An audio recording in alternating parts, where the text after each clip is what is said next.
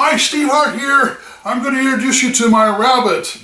Yes, my rabbit in a hat. I call this one Roscoe, and he's dressed up for the holiday season with a little Santa Claus hat on there.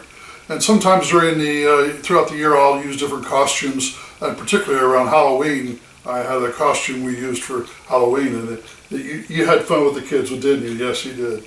Well, anyway, this is the rabbit. I'm going to tell you a little bit about this. I started performing this after seeing the original gentleman who came up with this idea, named Charles, and that was back in 1967 when I was just a young magician, and he performed his routine and I fell in love with it. And ever since then I've been performing some version of a rabbit in a hat puppet.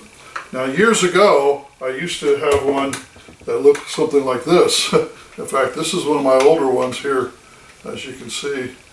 There he is. And I went through 2 or 3 of these and I wore them out. I had to keep making newer ones because they would begin to fall apart over the 30-some years I've been doing this.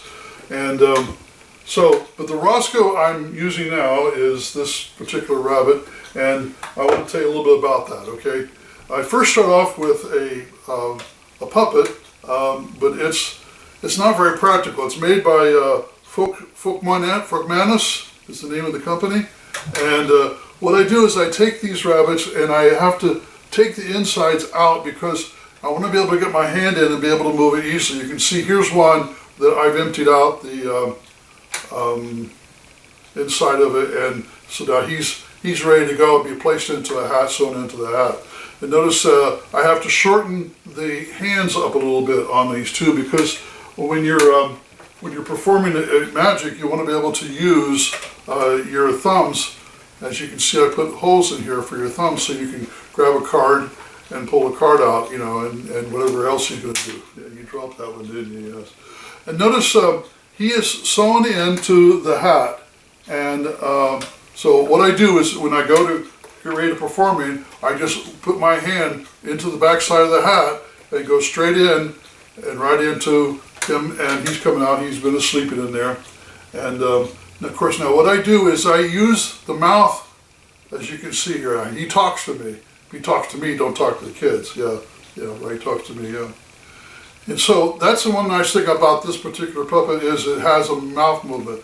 And what that requires you to be able to do is do it like this.